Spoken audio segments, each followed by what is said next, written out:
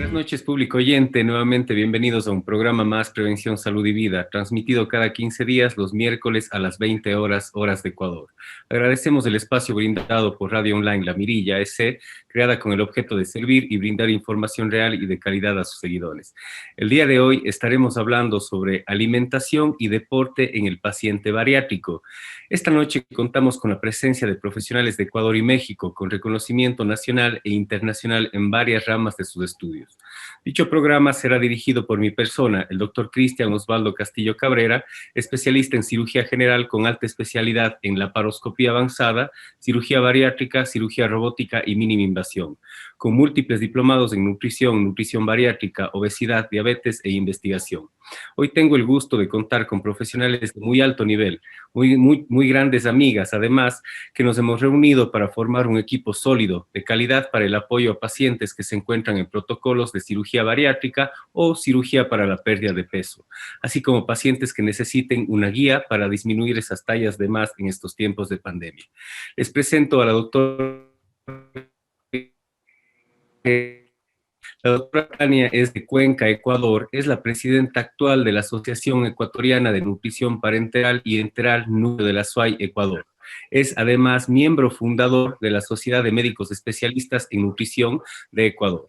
Ella es médico graduada en la Universidad de Cuenca, tiene una especialidad de nutrición en la Universidad Pontificia Católica de Argentina. Además cuenta con un diplomado en nutrición bariátrica por el Colegio Mexicano para la Obesidad y Enfermedades Metabólicas.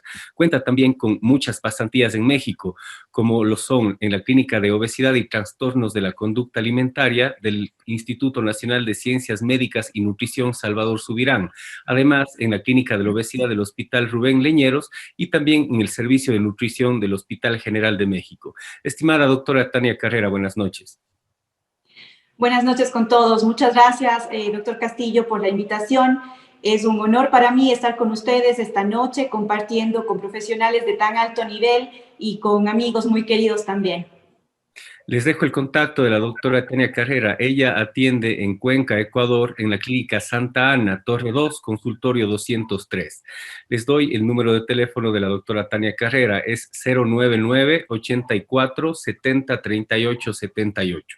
Con el mismo gusto y honor les presento a la magíster Juliet Karina Puello Castro, de Ciudad de México. Ella, como carrera, es licenciada en Nutrición y Ciencias de los Alimentos. Además, es especialista en nutrición bariátrica. Cuenta con una maestría en nutrición clínica por la Universidad del Valle de México. Es profesora, educadora en diabetes por la Federación Mexicana de Diabetes. Es miembro del Colegio Mexicano de Cirugía para la Obesidad y Enfermedades Metabólicas. Es miembro del Comité de Ética del Hospital La Raza.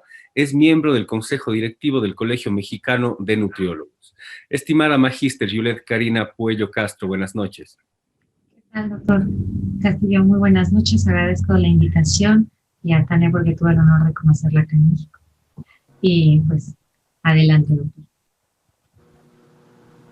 Muchas gracias, estimada magíster. El contacto se encuentra ella en Ciudad de México, México. Ella atiende en el Hospital Ángeles Clínica Londres, en la Torre Frontera 74, donde pues yo también atendí hace algunos meses. El consultorio 220-1, el teléfono de ella es 5523-016293 para nuestros seguidores desde México. De igual manera les presento a la doctora Juliana Carolina González Martínez, orgullosamente cuencana, una gran amiga. Ella es graduada de medicina por la Universidad de Cuenca, cuenta con la especialidad de medicina del deporte realizada en México. Es también certificada a nivel internacional en Contrex, ejercicio isocinético en México. Cuenta con 2 diplomados, un diplomado en nutrición y suplementación y un diplomado en rehabilitación. El trabajo actual de la doctora es especialista en medicina del deporte en los del adulto mayor en Ecuador. Estimada doctora Juliana, buenas noches. Buenas noches con todos. Para mí es un placer estar en esta plática junto a tan grandes profesionales y amigos. Muchísimas gracias, estimado Cristian, por tan honrosa invitación. El teléfono de la doctora Juliana González es el 099-09-23091. Queridos amigos, luego de tan grande presentación y no poder contarles todos los títulos y cursos que tienen nuestros ponentes, voy a comenzar con una breve introducción. La obesidad es una enfermedad crónica donde intervienen múltiples factores como son genéticos, sociales, culturales, emocionales y ambientales. La obesidad se caracteriza por un aumento en los depósitos de grasa corporal y como consecuencia un aumento de peso causada por una ingesta excesiva de alimentos en relación a la energía gastada o calorías quemadas. Quisiera añadir también, queridos oyentes, que las personas con obesidad sufren de un terrible nivel de estigma en muchos países, usado como un adjetivo. La diferencia radica en que ella tiene obesidad y ella es obesa, es completamente diferente y enorme.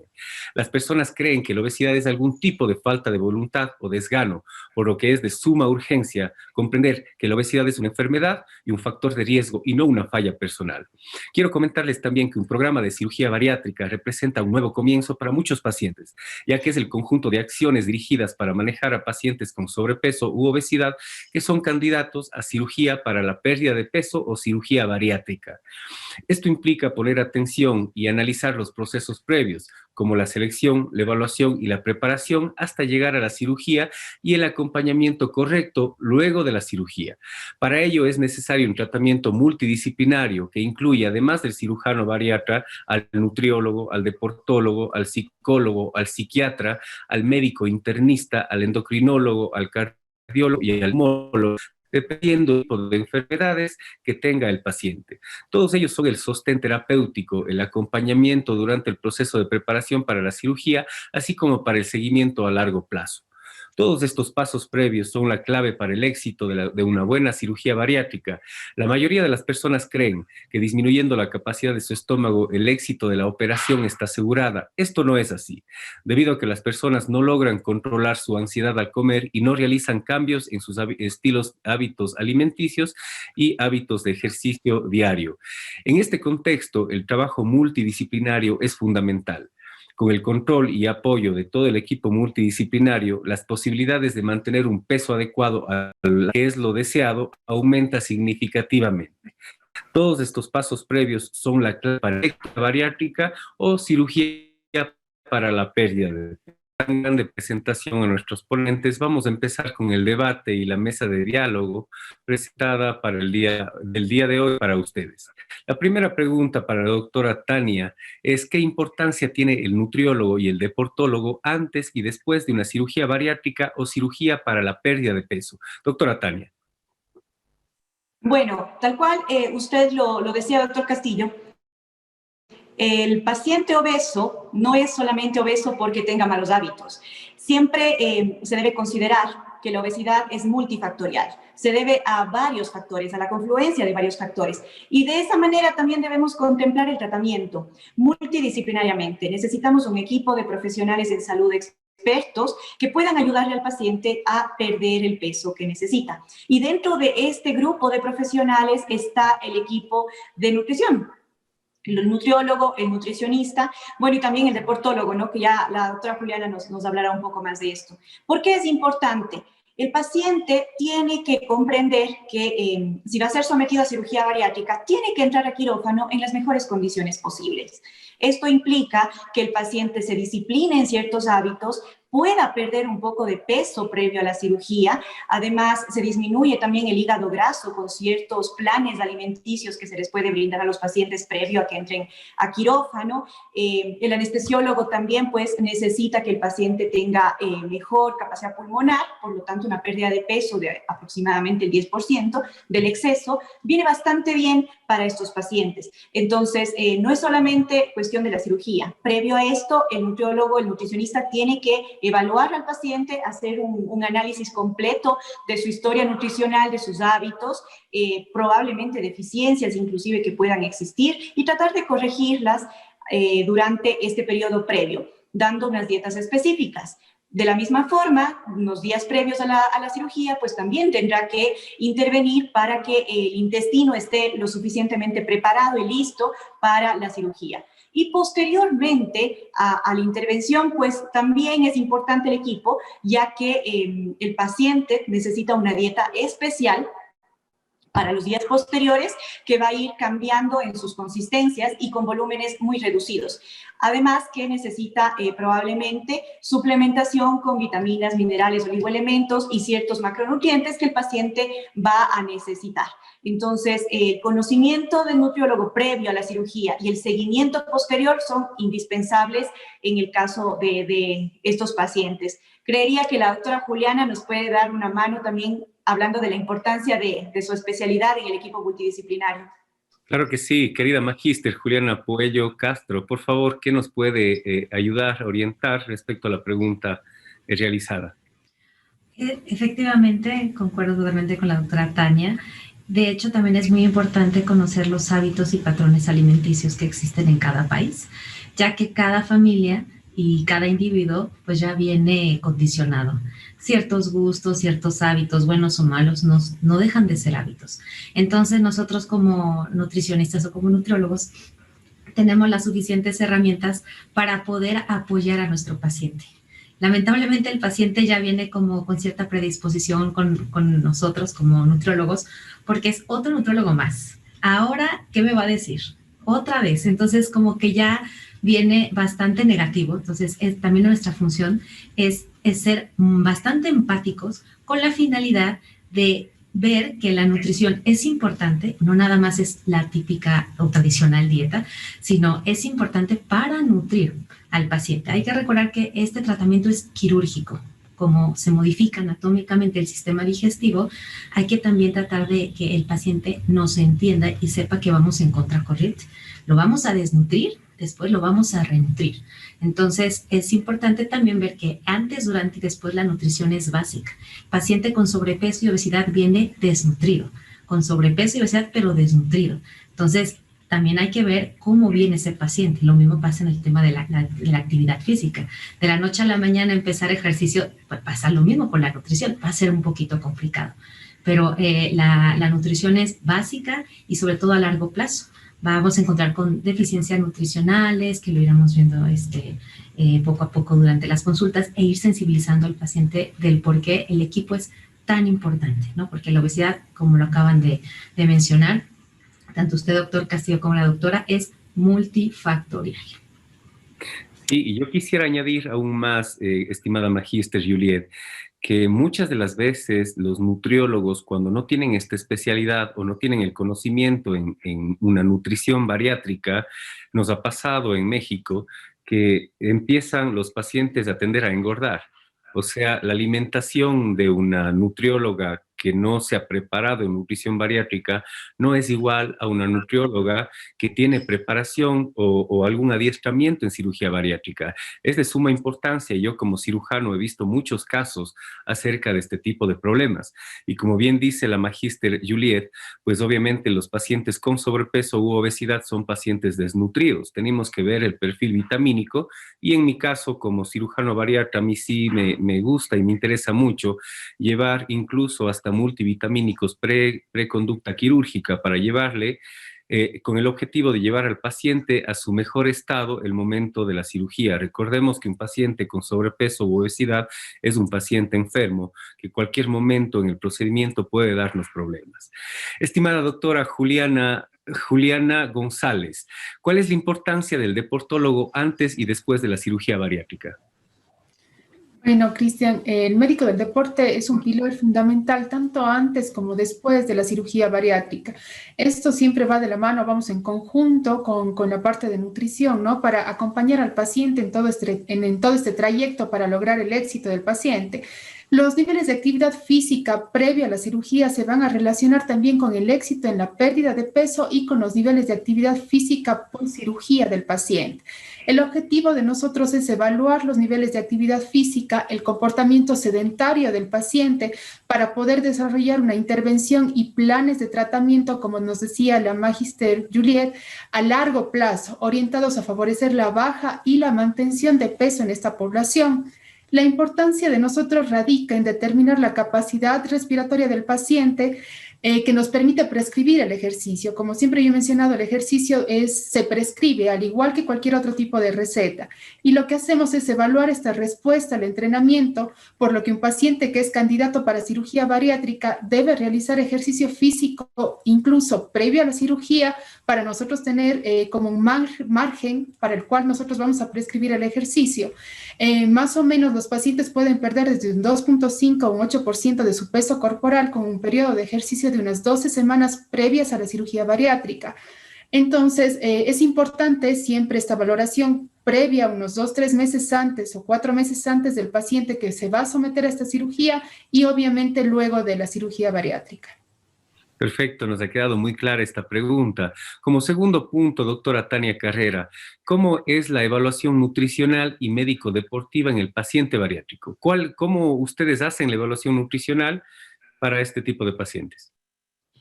Bueno, la entrevista nutricional que se le hace al paciente abarca muchos de los aspectos que ya lo mencionó Juliet también, ¿no? Los hábitos pueden ser positivos o no, los tiempos de comida, los volúmenes, los gustos, las preferencias por ciertos tipos de alimentos, los horarios, el entorno en el que se desenvuelve el paciente. Eso es súper importante. Además de que, pues, obviamente hacemos todo lo que implica la evaluación antropométrica, peso, talla, circunferencias, y gracias a eso podemos calcular algunos otros datos más. Para nosotros es muy importante, además del peso, que obviamente pues, es un valor que se lo puede tomar cualquiera, nosotros necesitamos muchísimo la valoración del porcentaje de grasa corporal y de grasa visceral. Para nosotros es indispensable eso, porque como bien lo dice la Organización Mundial de la Salud, no solamente la obesidad se puede medir por el peso, sino por el porcentaje de grasa corporal, el exceso de grasa corporal que puede tener nuestro paciente. Entonces, hacemos también una evaluación antropométrica. Y finalmente, pues, todo esto confluye con un análisis de laboratorio. Nos centramos bastante también en encontrar problemas de índole metabólico, de procesamiento de lípidos, inclusive carencias, ¿no? Porque, como bien decía Juliet, hay pacientes que son carentes, hay muchos pacientes con obesidad que tienen deficiencia de vitaminas, deficiencia de hierro, están con anemia, entonces es indispensable que el paciente sea valorado de manera integral desde el punto de vista de la nutrición. Sus hábitos, costumbres, preferencias nutricionales, además del análisis físico, de la exploración física con antropometría y de laboratorio. Con esto podemos hacer un diagnóstico nutricional adecuado en el paciente y darle un plan de alimentación que sea útil, que sea con objetivos reales, que el paciente lo pueda cumplir. Estimada Magíster Juliet, ¿qué nos puede añadir en este tema? Y también me encantaría poder saber su opinión sobre el índice de masa corporal o el examen de impedancia. ¿Cuál es la importancia del uno y el otro? ¿Cuál sería mejor o cuál es un factor de más seguridad para poder saber a qué paciente nos enfrentamos y tener una valoración previa? Disculpa. Efectivamente, añadiendo lo que estaba comentando la doctora Tania, la parte clínica también es importante. Muchas veces el paciente no tiene los suficientes recursos. Acá en México estuve trabajando durante muchos años en una institución pública. Entonces, a veces la teoría es muy bonita, pero la realidad es que los pacientes no cuentan con los suficientes recursos económicos, por ejemplo, para hacerse estudios de laboratorio. Entonces, ahí el hecho de venir, la forma en cómo habla, la forma en cómo tiene, por ejemplo, los ojos, la boca, muchas veces el nutriólogo se le olvida la parte clínica. El también a ver tus uñas cómo están, es que las traigo pintadas, bueno, si se puede a la siguiente consulta traerlas despintadas, esa parte también es muy importante porque nos habla de deficiencias nutricionales. El hecho también de que nosotros mandemos a los pacientes a hacerse laboratorios, aquí nosotros tenemos algo que se llama perfil de anemia para ver de vitaminas como el zinc, el hierro, el calcio, cómo se encuentra, nos podemos ahorrar una gran suma de dinero para el mismo paciente, nada más de la parte clínica. Por un lado. Por el otro, en cuanto a la bioimpedancia y el índice de masa corporal, pues el índice de masa corporal nada más es un patrón de referencia y buscar al paciente en donde se encuentra, como normopeso, desnutrición, sobrepeso, obesidad. Sin embargo, tenemos la suficiente herramienta como la bioimpedancia para ver de su peso total, si efectivamente tenemos el índice de masa corporal, que es el peso sobre su talla, pero ¿qué más? Nos va a dar también un muy buen resultado de si está hidratado, cómo está de masa muscular, si tenemos más porcentaje de grasa. Entonces, para nosotros es una gran herramienta en cuanto a mediano y largo plazo, después de la cirugía, qué es lo que está bajando de peso. Lo que no queremos es que baje masa muscular, sino enfocarnos al porcentaje de grasa y a la grasa total. Entonces, sí son dos términos totalmente independientes, pero el índice de masa corporal simplemente es una herramienta, o sea, es un indicador, eso es la definición de un índice, es un indicador para ver un parámetro con otro y dónde nos encontramos ubicados. Pero nada como un buen equipo, eso es muy importante. Si, por ejemplo, algún equipo quirúrgico no cuenta con la bioimpedancia, tenemos ciertas herramientas, hasta la plicometría, que son mediciones corporales por medio de un plicómetro, pero la verdad es que nos quedamos muy cortos, porque sabemos que el paciente con sobrepeso y obesidad es amorfo, no tiene una forma como tal y nos dista y nos da muchos resultados erróneos, ¿no? Doctora Juliet, y respecto a los precios, al precio de un InBody y una bioimpedancia, ¿es muy alto, es muy bajo? ¿Cómo es esto? Sí, varía bastante porque los InBody son más como para términos de investigación. Acá en México hay muchísimos. Existe el InBody, está Seca, donde también hay pacientes que, por ejemplo, van en silla de ruedas y no pueden inclusive pararse.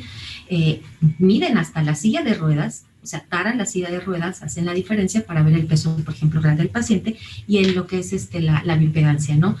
Pero la diferencia es bastante, aquí en México, bastante abismal, porque gracias a Dios acá tenemos bastantes opciones, pero un InBody cumple con todos los requisitos. Y hay que recordar que también entre más peso tenga el paciente, sí también nos va a dar más rango de error, porque son equipos que sí son para investigación, pero no tanto para una población con tanta obesidad que hemos encontrado últimamente. Entonces, es un parámetro de referencia. Para hacer una investigación sí nos quedamos muy cortos. Por eso no en artículos científicos no se reporta tanto los kilos, sino más que nada en porcentaje de grasa, porque estos estudios sí, nada más es como patrón de referencia.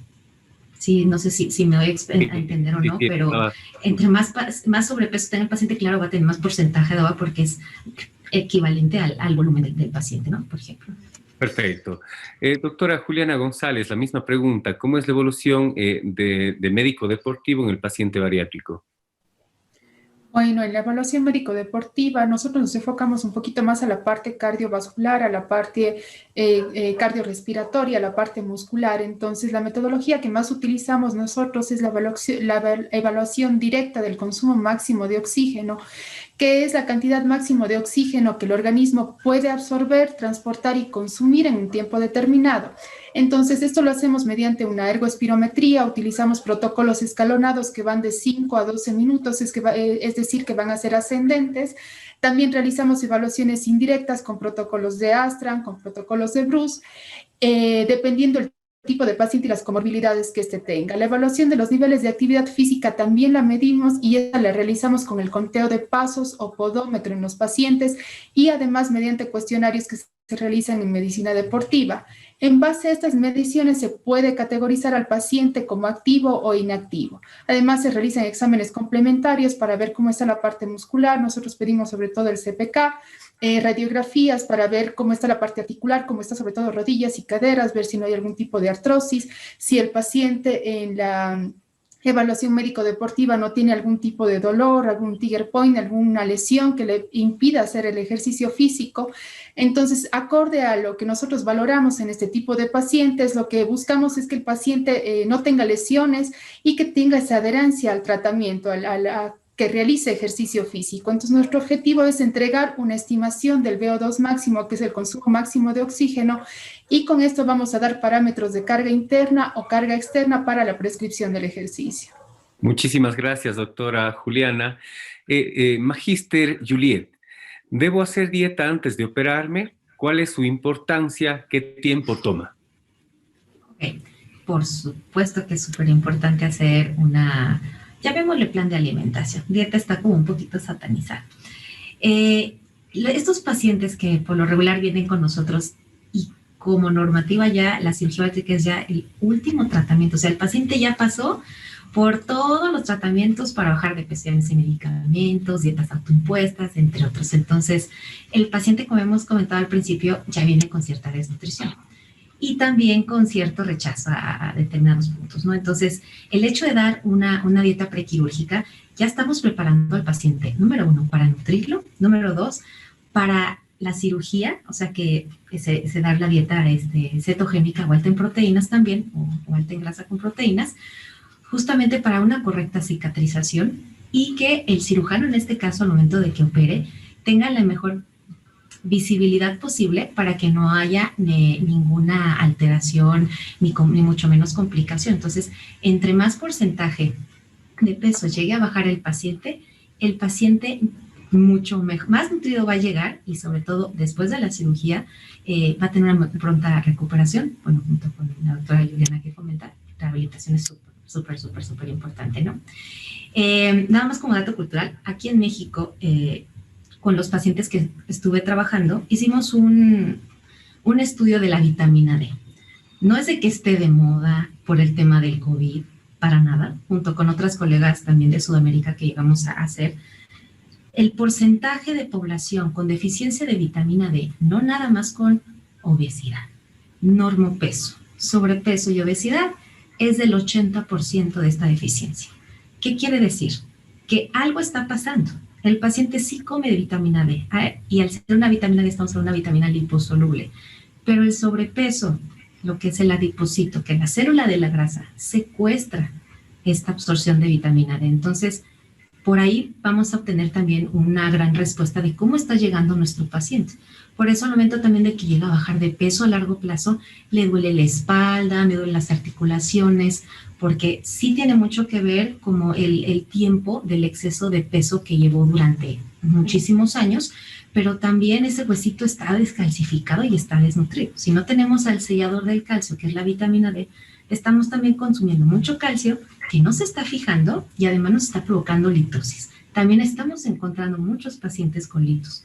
Entonces, dirán por ahí, va junto con pegado, pero sí es por eso importante valorar al paciente cómo viene, ver cómo están las estadísticas en cada país, porque en Latinoamérica es muy similar a los pacientes de Brasil, como los de Colombia, los de Ecuador, y los de México ni se quedan atrás, ¿no? Entonces, sí es importante hacer dieta pre, trans y post, definitivamente, para evitar, sobre todo a largo plazo, complicaciones. Muchas gracias, doctora Tania Carrera. ¿Qué nos puede añadir a la pregunta? Yo sí quisiera saber, el tiempo de dieta prequirúrgico es igual para todos los pacientes. ¿Quién lleva más dieta? ¿Quién lleva menos dieta? ¿Cómo están las normas en Ecuador? Porque las normas en México son muy claras. Se necesita el 10% de pérdida del exceso de que pueda ser operado y no haya ningún inconveniente de acuerdo a la dieta. ¿Cómo está esto, doctora Tania? Bueno, acá en Ecuador es un tanto difícil porque no existen protocolos todavía establecidos respecto al paciente bariátrico. Si bien es cierto que en los hospitales públicos ya se están realizando este tipo de tratamientos, no existe un protocolo todavía definido en donde se puede establecer cuál es el porcentaje de pérdida de peso que el paciente debe perder previo a la cirugía. Yo formé parte de un equipo multidisciplinario de un hospital público del Instituto Ecuatoriano de Seguridad Social y en ese grupo de profesionales sí nosotros exigíamos que el paciente previo a la aceptación por el cirujano, a la decisión del tipo de cirugía que el cirujano iba a realizar, el paciente pierda un 10% de su exceso de peso. Nosotros más o menos nos planteábamos, al ser un hospital público en donde lastimosamente pues los tiempos no nos permiten hacer un seguimiento tan cercano con todos, nos planteábamos entre 4 a 5 meses aproximadamente de seguimiento, en donde el paciente estaba con el equipo de nutrición, el equipo de salud mental, endocrinología y todo el resto del equipo, ¿no? Si cumplía desde el punto de vista de nutrición una pérdida del 10% o más, el paciente, nosotros le dábamos el ok para que pase al cirujano. Pero nos encontrábamos con un dato muy curioso, que era el hecho de que muchos de los pacientes, tal vez por desconocimiento de de cómo funciona un protocolo de cirugía bariátrica, no cumplían con la dieta porque suponían, si es que pierden peso, nosotros les vamos a decir, ah, no, usted sí puede perder peso, no necesita operarse. Entonces, tenían un poco de temor a perder el peso, ¿no? Y había que darles un espacio para explicarles todo esto de los beneficios, de las ventajas, de la seguridad que puede tener el paciente y el equipo al entrar a quirófano con una disminución del exceso de peso, inclusive disminución del tamaño del hígado, de las grasas viscerales. Les ayuda mucho a ustedes como cirujanos en la visibilidad dentro de quirófano.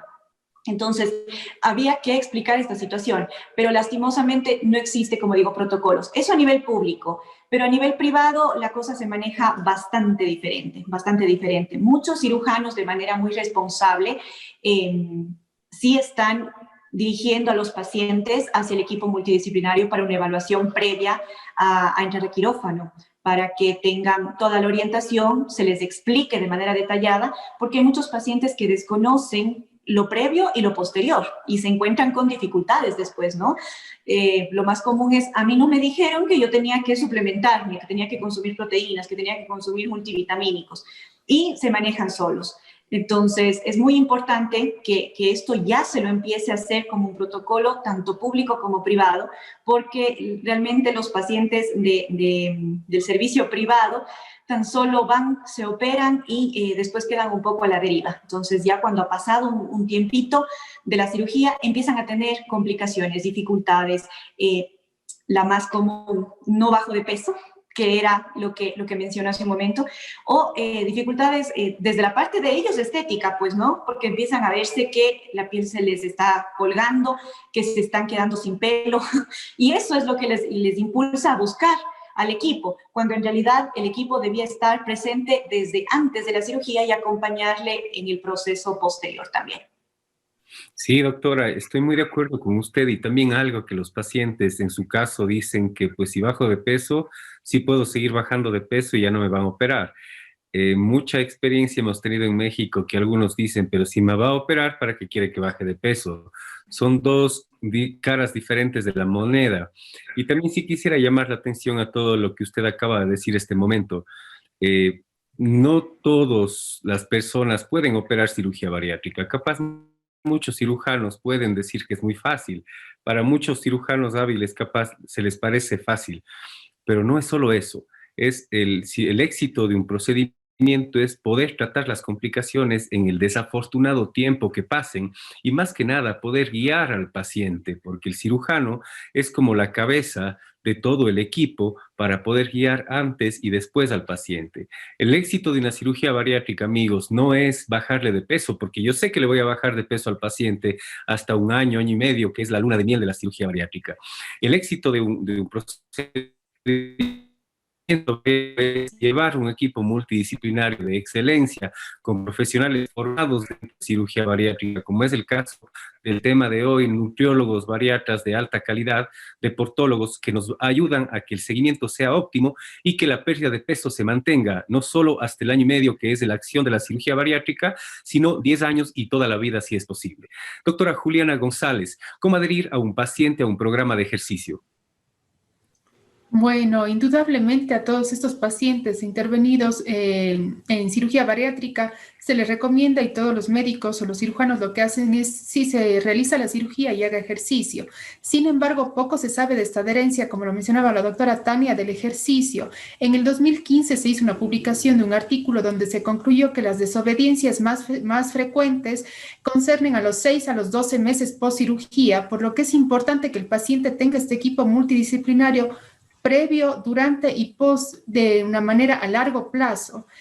Tanto la parte psicológica, la parte nutricional y la parte física, es decir, que estén por un tiempo más prolongado, porque van donde el nutriólogo cuando ellos ya sienten alguna deficiencia o cuando algo está pasando, o cuando ellos no logran físicamente verse bien, que eso es lo que busca el paciente que se somete a este tipo de cirugía. Entonces, lo que se busca es garantizar la mayor pérdida ponderal a largo plazo. Entonces, ¿qué pasa con este tipo de pacientes y por qué no se adhieren a los programas de ejercicio? Los pacientes rehuyen principalmente o inicialmente a la realización de ejercicio físico en lugares públicos por problemas de imagen. Entonces es importante siempre la parte psicológica, trabajarla de la mano junto con la parte de psicología o psiquiatría en los casos que se necesite. Y los programas de ejercicio en los lugares donde va mucha gente, por ejemplo en los gimnasios, no están hechos para este tipo de pacientes, o sea, no se individualiza al paciente para realizar el ejercicio. Entonces lo que nosotros recomendamos al inicio es que sea de manera personalizada. Con eso le vamos a ofrecer esta ventaja al paciente de motivarlos y se podría decir esta palabra a tal punto de obligar al paciente que realice el ejercicio físico y obviar el impacto psicológico de inicio del programa a un ambiente extraño. Entonces, es tan importante la parte multidisciplinaria, como lo dices tú, Cristian, la cabeza es el cirujano y es el que va a derivar a las diferentes especialidades. Yo no puedo ver un paciente por mí solamente que me llegue a consulta, si es que no lo deriva tanto nutrición o la parte psiquiatría, psicología o el cirujano en este caso, que es el que encabeza esta parte tan importante de los pacientes. Perfecto, doctora Juliana. Querida Magíster Juliet, ¿cuánto peso deberé perder con cirugía bariátrica? ¿Todos los pacientes son iguales? No, de hecho, hay como una cierta incertidumbre de por qué X paciente bajó más que X paciente y por qué yo no bajé como X paciente. Siempre hay una cierta comparativa y sabemos que en redes sociales también existen como los Facebook de pacientes operados de cirugía bariátrica, Cuenca, México, etc. Entonces, sí, cada vez nos vamos a enfrentar con las redes sociales que están bien y mal informando. Pero contestando a la pregunta, efectivamente, cada paciente tiene su forma de bajar y esto va a depender mucho de ciertos factores. El primero, el peso prequirúrgico, o sea, ¿con qué peso empecé? 1, la dieta. 2, la cirugía y cuál es mi expectativa como especialista, porque de ahí vamos a partir nuestro 100%. Entonces, si entre más peso tenga un paciente, pues obviamente el porcentaje de pérdida de peso va a ser mayor. Si estamos hablando que es una cirugía metabólica, que estamos hablando sobre más de temas de diabetes, hipertensión, que hay otro tipo de criterios también para esta población, el peso no va a ser tanto como unos 200 kilos, pero a lo mejor si unos 110, 120, no van a bajar tanto como el de 200. Entonces, la expectativa a corto, mediano y largo plazo de nosotros es que si el primer mes es el mes vital, porque la expectativa como nosotros especialistas es que baje un 20% del exceso de peso. Después, el quinto mes, estamos hablando que ya tuvo que de haber bajado con respecto a su peso ideal, ya el 50%. Ajá, y para el año ya tuvo que haber bajado entre un 80 y si estuvo espectacular y el paciente se alió y todo estuvo genial, 80 hasta un 100%. Hay pacientes que también llegan a superar este reto. También para nosotros como nutricionistas es un reto porque el paciente, o sea, es como si les hubiéramos picado un botón y pum, pum, pum, empezó a bajar muchísimo de peso. Entonces también nosotros tenemos que ver en qué porcentaje se encuentra, cuál va a ser la expectativa del paciente y mía, porque también podemos llegar el paciente también se llega a obsesionar, no nos llega a decir nada, por eso también el aspecto psicológico es súper importante y sumamente vital, de decir, ok, algo está pasando, es que me quiero seguir bajando de peso, vamos a trabajarle más a la dieta, vamos a bajarle más, entonces empiezan a hacer su propia dieta, ya sin una autorización o vigilancia de nosotros, y es cuando también el paciente deja de venir, porque de buenos resultados han de decir, ya le agarré el hilo, como nosotros decimos en México, ya le agarré la onda, y ya solita, o solito ya yo tomo la carta y rienda sobre el asunto, ¿no? Entonces, sí las expectativas de nosotros, sí hay que decirle al paciente, a ver, tu peso ideal es esto. Sobre todo los pacientes jóvenes que son los que más bajan de peso comparado con las personas de los 40, 50 o 60 años. Mi expectativa en tu edad es esta.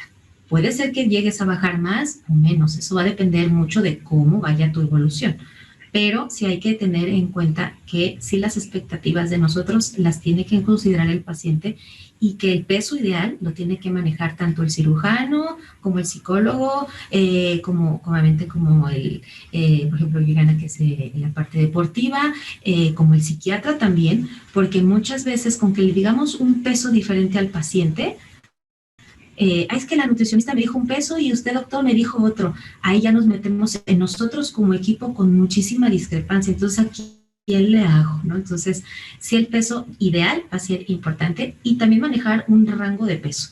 Ok, me puedes bajar hasta aquí, pero máximo puedes tener esto, por lo tanto, mi expectativa es esto.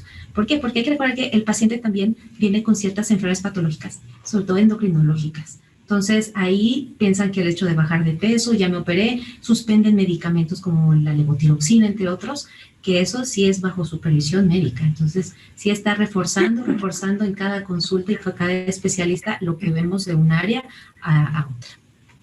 Excelente respuesta, querida Juliet. Yo quisiera añadir un poquito acá. Muchos casos tuve que, como les había nombrado, y bueno, y quiero aclarar también qué es la cirugía bariátrica y cuál es la diferencia entre la cirugía bariátrica y la cirugía metabólica. La cirugía bariátrica, queridos amigos, es la cirugía para la pérdida de peso pura. Es cuando un paciente no tiene ninguna otra enfermedad aparte del sobrepeso u obesidad.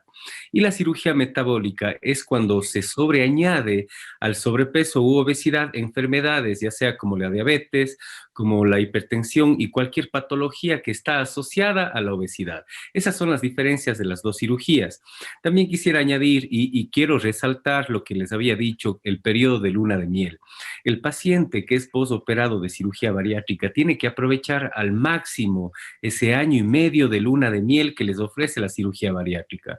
Muchas veces he tenido pacientes que, bueno, saliendo del hospital en México, mi querido México, pues ahí cada metro, cada 2 metros tenemos los tacos y las tortillas y los fritos y todo eso. Entonces, como el paciente con un procedimiento X, me imagino un bypass de una anastomosis, que tiene un mayor poder, un mayor efecto en la pérdida de peso, el paciente se confía. Y ahí es donde, como la magíster Juliet empieza a decir, ya no acuden a la consulta porque se confía que a pesar de que sigue comiendo, el paciente sigue bajando de peso. Ese es el efecto de la cirugía, pero ese efecto se pierde al año y medio.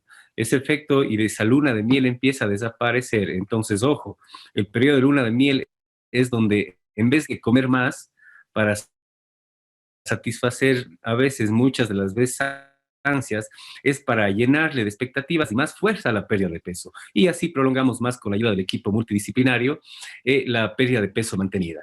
Querida doctora Tania Carrera, este es un término muy utilizado, no sé si en Ecuador, yo apenas acabo de llegar a mi amado país. ¿Qué es el plato bariátrico? ¿Necesito una dieta especial luego de la cirugía? ¿Qué alimentos están prohibidos si me opero? Doctora Tania. Sabemos que ya ahora todos los pacientes tienen mucho acceso al Internet, a las redes sociales, y como bien decía Juliet, eso influencia un montón. De hecho, he podido ver en algunos grupos de Facebook, por ejemplo, que entre los pacientes se recomiendan ciertas cosas. Y esto me funciona a mí y esto aquello. Entonces, es importante que sepan que, si bien es cierto que la nutrición bariátrica tiene un principio general, cada paciente es un mundo diferente y hay que individualizar los tratamientos. Y dentro de esto, el plato bariátrico es la forma en la que el paciente debe alimentarse, la distribución de los macronutrientes que el paciente debe tener para alimentarse de forma correcta. En este plato bariátrico, lo que prioriza siempre son las proteínas de alto valor biológico. Esas proteínas que tenemos que darle al paciente de una manera muy prolija, calculada según el peso que tenga el paciente. No se puede dar así nomás, ni todos pueden comer lo mismo. Tendría que ser calculado según el peso, por lo tanto es modificable la cantidad de proteínas, el porcentaje que necesita. El 50% de este plato bariátrico va a ser con proteínas de alto valor biológico. Después, el otro 50% de este plato puede dividirse en un 30% para vegetales y hortalizas, que generalmente son las ensaladas que nosotros conocemos, que deberían acompañar, por supuesto, a la alimentación y que de hecho nos van a proporcionar cierto porcentaje de vitaminas, minerales y oligoelementos. Y el 20% restante debería ser carbohidratos. considerando que los carbohidratos siempre deben ser complejos, carbohidratos con fibra, puesto que los carbohidratos simples podrían provocar complicaciones también. Entonces, de esto hace referencia el plato bariátrico, ¿sí? Es una distribución un tanto distinta de la del plato del buen comer de la Universidad de Harvard, puesto que estos pacientes han sido operados, no son un paciente cualquiera que necesita perder peso, ya fueron operados. Y hay que priorizar las proteínas para sostener la masa muscular en este paciente y que su pérdida de peso sea a expensas del exceso de grasa corporal que tengan. Y respecto a lo que no deberían comer y no deberían consumir, pues evidentemente las azúcares simples, los carbohidratos simples son lo que están completamente vetados en los pacientes bariátricos, cosas con exceso de grasa, alimentos que son preparados de esta manera y pues las bebidas alcohólicas. En realidad esos son los principios mayores, ¿no? Podríamos detenernos en enumerarlos un montón, pero creo que abarcando la mayoría deberían ser así. Doctora Tania, y yo quisiera preguntarle respecto al tamaño de un plato normal en Cuenca, en Ecuador. ¿Es la mitad? ¿Cómo es el plato bariátrico? ¿Es del mismo tamaño? ¿Cómo cambia? Porque es una configuración también que el paciente tiene que mentalizarse, ¿no? Por supuesto. La cirugía bariátrica, ¿qué es lo que ustedes como cirujanos hacen? Bueno, es reducir el tamaño del estómago, volverlo chiquito. Por lo tanto, el plato no puede ser del mismo tamaño del que estamos acostumbrados en nuestro medio, ¿no? El plato plano, el plato tendido. Jamás puede ser lo mismo, puesto que la capacidad gástrica se redujo enormemente. De hecho, los pacientes en las primeras etapas, en los primeros días, semanas de la cirugía, pues pueden simplemente tolerar sorbos de líquidos, sorbos de agua, no pueden tolerar más. Y eso de hecho es lo que uno espera que suceda posterior a la cirugía. Y si queremos conservar el efecto, queremos conservar el objetivo, el propósito por el que se operó el paciente, debemos conservar el tamaño del estómago. No podemos empezar a comer grandes volúmenes de alimentos como lo que estuvimos acostumbrados a hacerlo antes de entrar a quirófano, puesto que eso hará que obviamente perdamos el tamaño pequeñito del estómago. Y eso es súper importante, que nos ayude mucho salud mental, por ejemplo, porque existe esta situación del duelo con la comida, ¿no? Me opero, voy a perder peso, pero seguro quiero volver a comer lo que comía antes. Y eso no va a ser así, puesto que el estómago está más pequeño y debemos calcular en gramaje. Generalmente nosotros nos manejamos con otro tipo de medidas ya en la consulta con los pacientes y les explicamos más o menos que debería consumir a la final en un plato, sumando las proteínas, carbohidratos y los vegetales, entre 150 a 200 gramos, que en realidad es una porción pequeña, muy limitada respecto a lo que estaban acostumbrados de esos grandes platos rebosantes de comida que a lo mejor pudieron haber comido antes. Y doctoras, Magíster Juliet y doctora Tania, es muy chistoso esto. El programa anterior, hace 15 días, nosotros tuvimos el gusto y el honor de contar con psicólogos y psiquiatras para el análisis pre- y postquirúrgico en pacientes con cirugía bariátrica. Pero ¿y qué podemos hablar de las culturas? De la cultura ecuatoriana, que si tu tío o tu abuelito te invita a comer, pues te trae el plato gigantesco por una muestra de cariño, una mala muestra de cariño que pues antes se manejaba de esta forma, donde querida Magíster Juliet en mi amado Cuenca, Ecuador, pues un plato está por papa, por mote, que es el maíz que ustedes colocan en el pozole, un pedacito muy pequeño de carne y casi nada de ensalada. Ese es nuestro plato cuencano, ese es el plato que muchas familias pues tenemos en la mesa. Y en México no se diga que cuando hay una celebración, un cumpleaños o algo, se comen como 10 veces en las 4 o 5 horas que estamos reunidos. Es también un poco de cambio de cultura a la que nos enfrentamos, pero bueno, estamos aquí para enseñar, para poder aprender y también comunicar esto al resto de la población. Doctora Juliana González, ¿cuánto tiempo después de una cirugía bariátrica puedo hacer ejercicio? ¿Qué tipo de ejercicio puedo realizar? ¿Y qué significa el ejercicio de fuerza? Doctora Juliana. Gracias, Cristian. Bueno, nosotros sí lo que se les pide a los pacientes es que tomemos mucho en cuenta la frecuencia cardíaca en los pacientes. Para nosotros prescribir el ejercicio se toma en cuenta la frecuencia cardíaca máxima, que se realizó antes, es decir, previo a la cirugía, y ese va a ser nuestro estándar para nosotros prescribir el ejercicio. La práctica de ejercicio físico va a empezar de 2 a 4 semanas desde el inicio del régimen alimentario de papillas a un 40% de la frecuencia cardíaca máxima 3 veces por semana. Entonces empezamos más o menos a la tercera y a la cuarta semana con este régimen alimentario de papillas, luego de que la parte de nutrición nos dé este visto bueno. A la semana 4 hasta la semana 12, la intensidad va a aumentar hasta un 60% de la frecuencia cardíaca máxima, alrededor de unos 200 minutos a la semana, aumentando paulatinamente la frecuencia cardíaca semanal. Lo que nosotros les pedimos a los pacientes es que alcancen alrededor de 40 minutos diarios de ejercicio aeróbico. En la semana 12 hasta la semana 24 ya nosotros permitimos la inclusión de actividades lúdicas, deportivas o ejercicios de alta intensidad. A partir de los 6 meses en adelante debe aumentarse el tiempo a 300 minutos semanales. Nosotros siempre ponemos al paciente y siempre le decimos que se debe realizar el ejercicio, siempre el ejercicio aeróbico. Para el ejercicio de fuerzas también se hace un tipo de evaluación que es el 1RM, que es la repetición máxima, que esta se puede hacer con un dinamómetro en tren superior, y en tren inferior se utilizan diferentes pruebas como pararse, sentarse, para poder prescribir este ejercicio de fortalecimiento y evaluar la respuesta en distintas etapas postquirúrgicas con el objetivo de disminuir la pérdida de masa libre de grasa posterior a la cirugía. Entonces, el ejercicio de fuerza se puede empezar a realizar a partir de la 6ª a la 8ª semana post-cirugía. Se le pide al paciente que lo realice 3 veces por semana a un 50% de su repetición máxima, progresando hasta más del 80% hasta la 8ª semana del entrenamiento. Entonces, es importante siempre al paciente decirle que va la parte aeróbica, la parte de fuerza, que esto nos va a ayudar mucho a la parte de tonicidad. Se le pide también que haga ejercicios de grandes grupos musculares, de 8 a 10 ejercicios por sesión, en 3 series de 10 a 15 repeticiones, progresando a series de 3 a 4 repeticiones o de 8 a 12 repeticiones, cuando el peso va a superar el 80% de esta repetición máxima. Ejercicios de la musculatura abdominal se deben incorporar a partir de la 8ª semana post-cirugía. Sobre todo se les pide ejercicios isométricos en la primera fase y también los ejercicios posturales y de estabilización lumbopélvica. Eso es lo que nosotros recomendamos en este tipo de pacientes.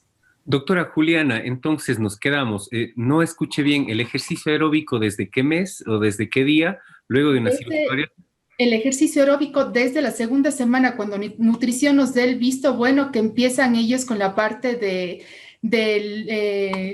la papilla, porque el comienzo es la parte solo, como decía la doctora Tania, que solo pueden absorber pequeñas cantidades de líquidos. Entonces, cuando empiezan con la papilla, a la 2ª semana después de eso se puede realizar ejercicio físico, por los requerimientos calóricos que necesita el paciente. Perfecto, doctor. Entonces quedamos que el ejercicio aeróbico podemos iniciar 2 semanas después de un procedimiento bariátrico. A las 6 semanas ya empezamos con ejercicio de resistencia y desde la 8ª, desde los 2 meses, empezamos a hacer un poco de abdominales, ¿no? Obviamente guiado con su saber y todo lo que sus conocimientos. Exacto, siempre. Es algo muy importante. Ajá. Muchísimas gracias. Está súper importante y súper... Pues muy bien estas charlas que estamos recibiendo el día de hoy de estas grandes especialistas. Doctora Tania Carrera, ¿cuáles son los nutrientes más importantes para mí luego de operarme? ¿Deberé tomar suplementos de por vida? ¿Cuánta agua debo tomar al día luego de operarme? Bueno, respecto a los suplementos, van a ser necesarios, ¿no? Los pacientes que se someten a una cirugía bariátrica, como le expliqué anteriormente, quedan con el estómago reducido, su capacidad gástrica está reducida, pero ellos siguen siendo adultos con una talla estándar, con el peso, y por lo tanto nosotros no podemos desnutrirlos. Como dijo Juliet, ellos ya vienen con un proceso de malnutrición y si nosotros no les apoyamos posterior a la cirugía, pues va a ser catastrófico. Por lo tanto, tenemos que encontrar suplementos que nos ayuden a darles los macro y micronutrientes que los pacientes necesiten en volúmenes pequeños para conservar el tamaño del estómago, pero que les permitan mantenerse lo más saludables posibles, llevar una vida lo más normal. Entonces, ¿Cuáles son los requerimientos de suplementación más utilizados en los pacientes de forma general?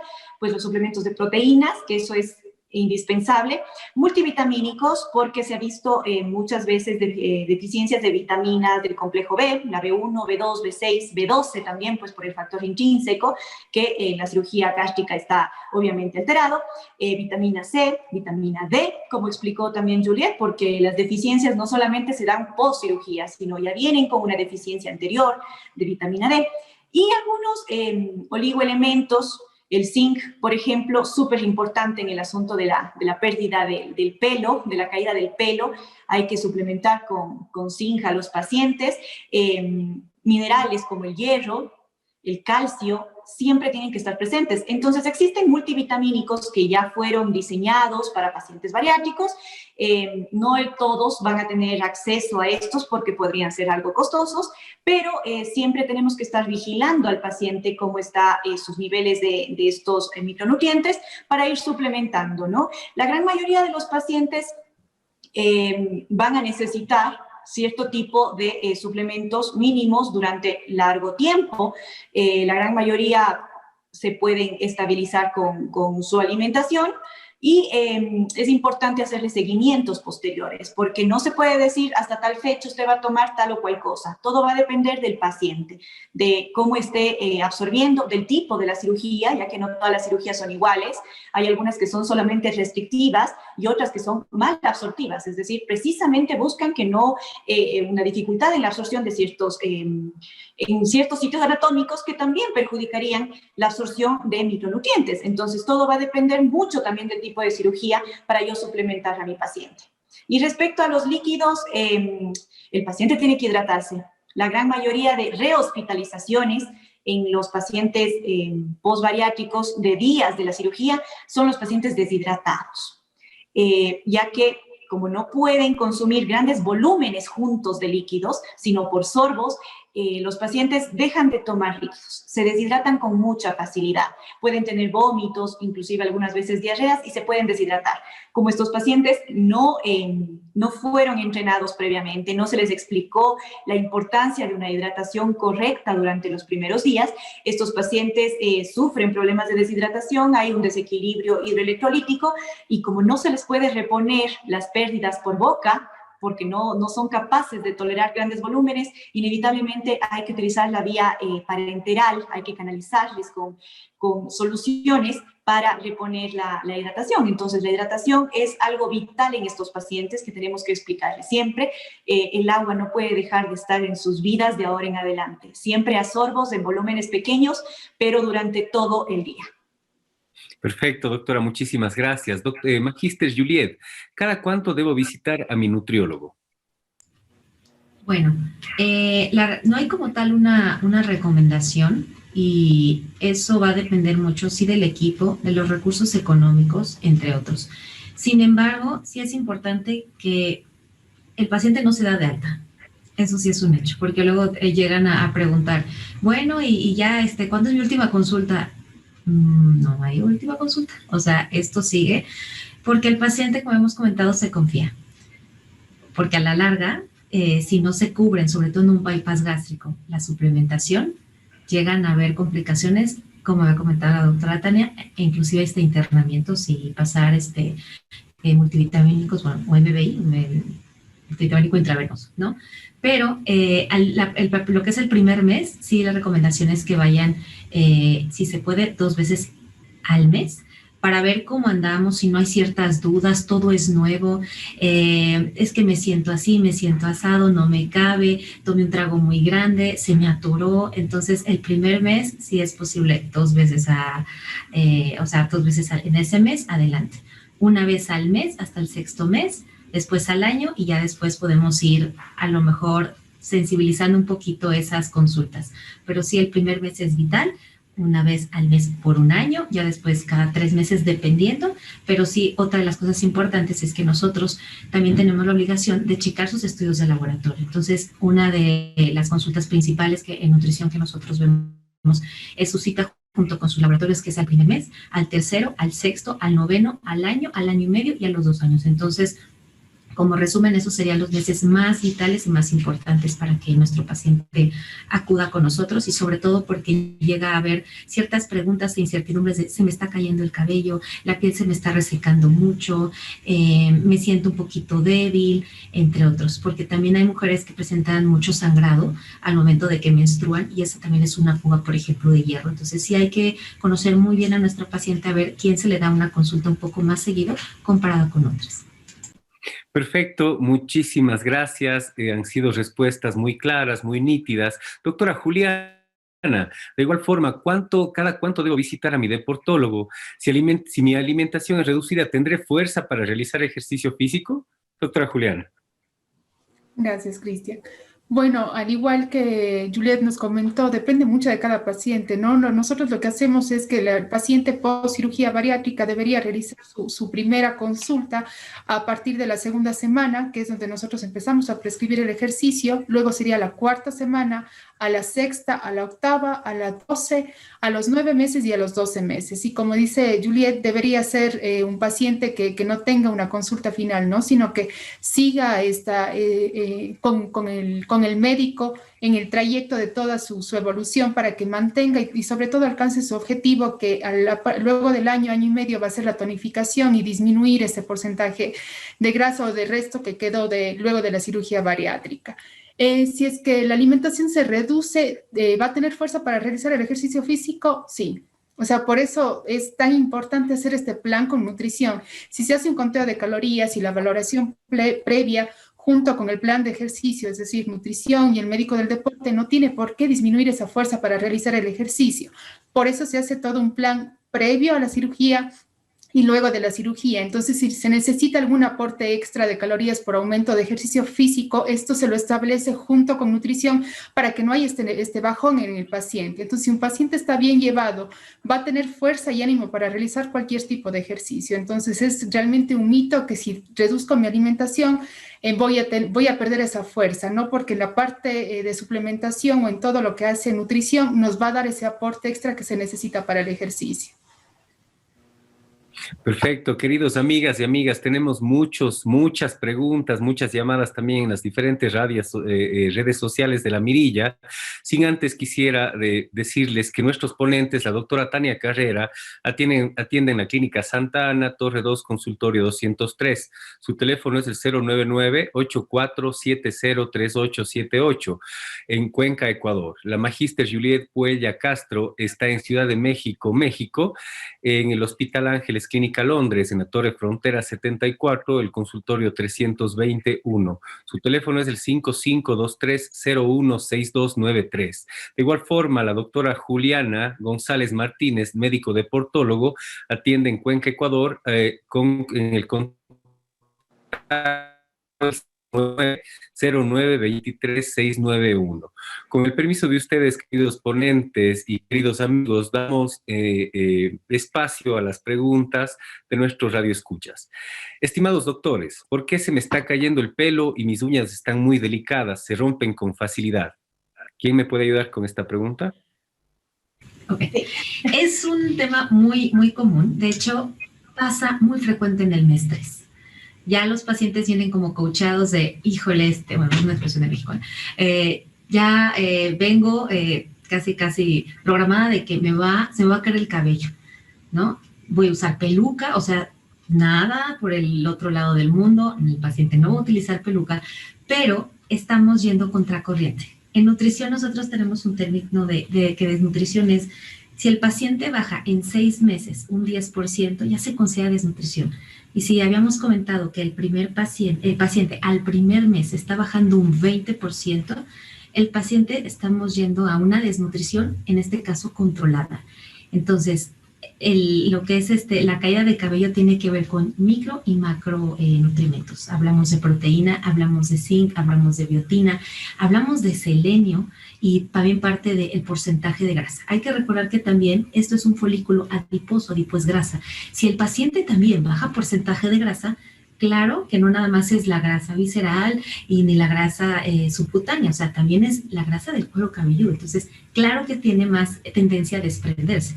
Entonces, por más que el paciente diga, y es que me compré un super shampoo, un super tratamiento, no va a funcionar, porque la nutrición es celular. Entonces, sí, al paciente hay que suplementarlo. De hecho, el suplemento bariátrico ya tiene un aumento de hasta un 200% más comparado con un suplemento habitual o normal para cualquier paciente o cualquier persona. Sin embargo, sí hay que estar ahí checando muy bien dato. Ahora, hay que recordar, eso es como por dato cultural, para pacientes que tienen hipotiroidismo, que también es muy común en nuestra población, la biotina está contraindicada. Entonces, muchas veces damos biotina al paciente y porque, ay, se está cayendo el cabello, tómate biotina. No, porque hay una interacción fármaco-nutrimento. Entonces, sí hay que tomar en cuenta esos interacciones también que está tomando el paciente, qué puedo dar, cuánta dosis puedo dar y sobre todo en qué momento también se me va a dejar de caer el cabello, ¿no? Pero esto es transicional.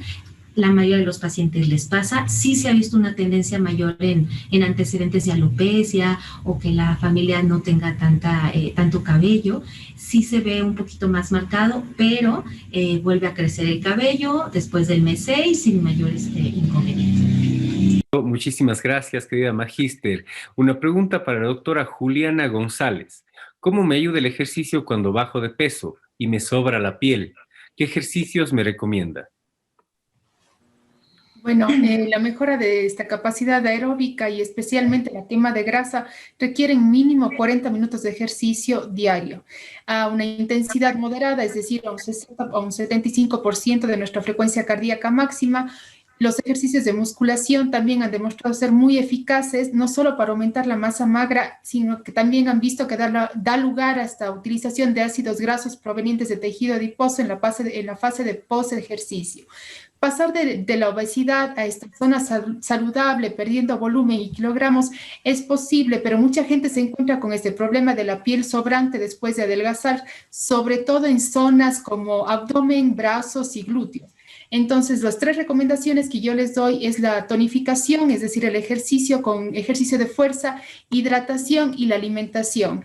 El plan de entrenamiento va a ir enfocado un poco más a la tonificación, es decir, abdominales, planchas, ejercicios multiarticulares, no eliminar el ejercicio aeróbico. Los pacientes lo que hacen para tonificar es hacer un montón de ejercicio de fuerza y se olvidan de hacer el ejercicio aeróbico. Eso en un paciente que se ha sometido a cirugía bariátrica no lo deben hacer. El ejercicio, lo que se puede hacer es combinar ejercicio de fuerza con el ejercicio aeróbico, hacer el calentamiento, luego el ejercicio de fuerza y terminar con el ejercicio aeróbico. Es bastante bueno para este tipo de pacientes. Como hemos visto, el ejercicio es solo una tercera parte. Esto que hay que añadir, como les comentaba, esta buena hidratación, la alimentación con muy buena fuente de proteínas, aparte de la suplementación, ya que esto nos va a ayudar a esta regeneración dérmica y mejorar el aspecto de la piel. Entonces, es ese conjunto que tiene que haber en todo, ¿no? Perfecto, querida doctora, muchísimas gracias. Tenemos más preguntas, tenemos varias. ¿Qué proteína es la más indicada en Ecuador? Bueno, creo que ahí podría responder yo. Ya existen algunas proteínas, algunas fórmulas nutricionales específicas, especiales, diseñadas de manera puntual para pacientes bariátricos. En nuestro medio ya hay, gracias a Dios, hace un par de años que la industria empezó a llegar hasta nosotros con suplementación en general. Son líneas de suplementos, de proteínas y de multivitamínicos, de suplementos también para los pacientes bariátricos. Entonces, siempre vamos a tender a prescribir una proteína que sea precisamente diseñada para estos pacientes, puesto que tiene alta concentración, un gramaje alto de 20-25 gramos por porción, muy baja en carbohidratos y muy baja en lípidos, entonces prácticamente es un aislado de proteína. Hay varias marcas ya en el país, no sé, no creo que sea muy prudente mencionarlas, pero sí existen ya marcas reconocidas a nivel mundial que ya están en el país. Y creería que si es que los pacientes están en este proceso, lo correcto sería que su médico, nutriólogo, el nutricionista, sea quien luego de la evaluación prescriba precisamente estos porque están al alcance. Perfecto, perfecto. Muchísimas gracias. Hay varias preguntas, pero creo que esta va a ser la última debido al tiempo. ¿Qué es el síndrome de dumping? ¿Por qué se provoca? ¿Todas las cirugías bariátricas pueden desarrollar este síndrome? Doctoras. El síndrome de dumping, para que nuestros pacientes nos entiendan un poquito desde el punto de vista nutricional, como síndrome es conjunto de signos y síntomas que pasa sí en la cirugía bariátrica, en un bypass gástrico, pero también se ha visto en una manga gástrica por el tipo de absorción. Digamos, para que nuestros pacientes lo entiendan, porque es un término como muy médico, el paciente al recibir sobre todo, bueno, el paciente previo a la cirugía le estamos restringiendo hidratos de carbono o azúcares. Durante la cirugía también y después de la cirugía también. Entonces, el cuerpo se queda hambriento como tal por términos dulces, desde azúcares simples, llámese lactosa, que es proveniente de la leche, fructosa, que es proveniente de las frutas, entre otros azúcares simples. Existen azúcares simples y complejos. Entonces, sobre todo de los simples. Entonces, si el paciente, por ejemplo, a la semana, pero por lo general pasa casi al mes, se le antoja o se le antoja una leche, a pesar de que sea deslactosado light, se toma un traguito y a los 10 minutos, 15 minutos presenta como sudoración, palpitación, como ansiedad, ay, me siento débil, cansada, mareada, entre otros, eso es un síndrome, es un conjunto de signos y síntomas. Eso es porque es un vaciamiento rápido gástrico, bastante rápido, donde el cuerpo recibió un exceso de calorías, en este caso proveniente de azúcares simples, demasiado rápido, que el cuerpo lo absorbió de una forma, inmediata, porque hay que recordar que desde la boca tenemos enzimas digestivas. Entonces, desde aquí, ya el cuerpo dijo, hay azúcar después de mucho tiempo, entonces lo absorbe de una forma tan rápida que le cae tan rápido al cuerpo que presenta ese síndrome. Entonces, no es una hipoglucemia o una baja de azúcar, es todo lo contrario. Si el cuerpo recibió azúcar que lo absorbió tan rápido, tenemos que contrarrestarlo. Llega a pasar también con las grasas. Entonces, si nosotros, el típico ejemplo es un helado, el helado tiene grasa y también tiene azúcar. Entonces, si lo consume el paciente, ay, se me antojó, ay, porque mi hijo le robo un poquitito, me lo echo, presentó el síndrome de dumping. Bueno, es algo normal, es más sensible unos pacientes que a otros, pero es prácticamente por el cuerpo lo absorbió tan rápido que presentó ese síndrome, que es el conjunto de esos síntomas que acabo de comentar, que llegan a presentarse a los 10 o 15 minutos. Hay síndrome de temprano y síndrome de tardía, pero por lo general es el síndrome de temprano, que es a los 10 minutos de haber consumido este alimento. ¿Es normal? Sí es normal. Para mí, ahora sí que desde mi cancha, desde nutrición, me conviene sí.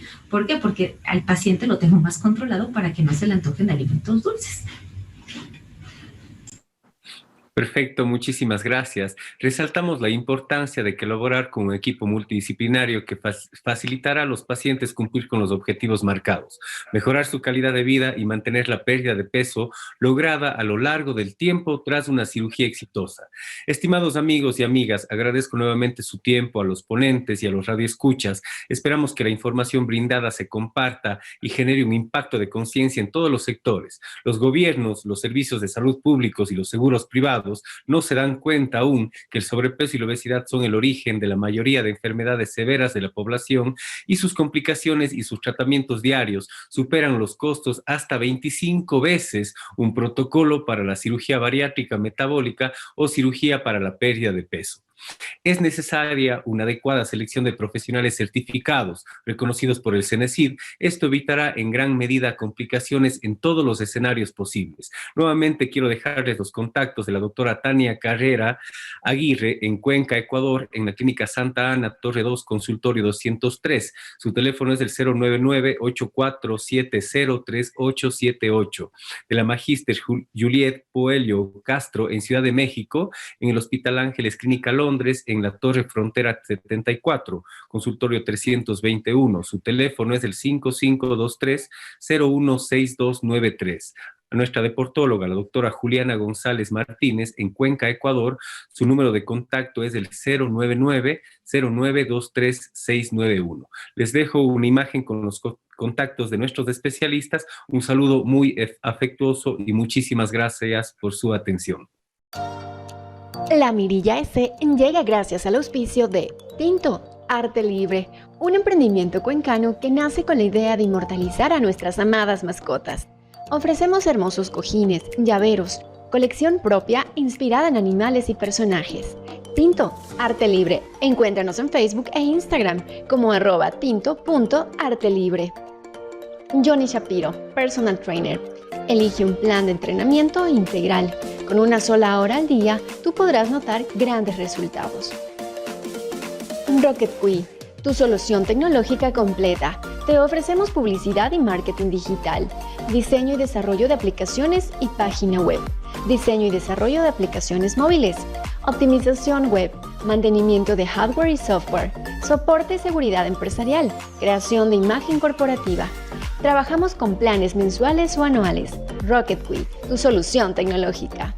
Banao Shop, la tienda en línea en Ecuador. Es fácil, rápido y seguro. Ayudamos a emprendedores a vender en Internet. Compra en línea. Más de 30 emprendimientos con más de 500 productos. El envío es gratuito. Elígenos. Estamos en www.banao.shop, la tienda en línea del Ecuador. Confía en los mejores. Ordóñez y Ordóñez, firma de abogados desde 1873. Esta Navidad, regala un detalle diferente. La tienda de la Aloe Vera te ofrece una gran variedad de productos para hombres y mujeres, cosméticos, de salud y mucho más. Encuéntrenos como la tienda de la Aloe Vera. ¿Es hora de cambiar tu maquillaje? Elige a Lola's Beauty Shop. Somos la tienda de belleza en línea. Adquiere nuestros productos. Encuéntranos en Facebook e Instagram como Lola's Beauty Shop. Nuestro teléfono es el 096-3305-798. ¿Tienes un evento especial o quieres guardar momentos mágicos? Elige a Crea TV, una productora audiovisual. Ofrecemos sesión de fotos, videos, producciones digitales y mucho más. Encuéntranos en redes sociales como Crea TV. Haz shopping en línea con Bonami, un estilo que cautiva. Tenemos sombreros de paja toquilla, calzado femenino, ropa y accesorios. Encuéntranos en Facebook e Instagram como Bonami.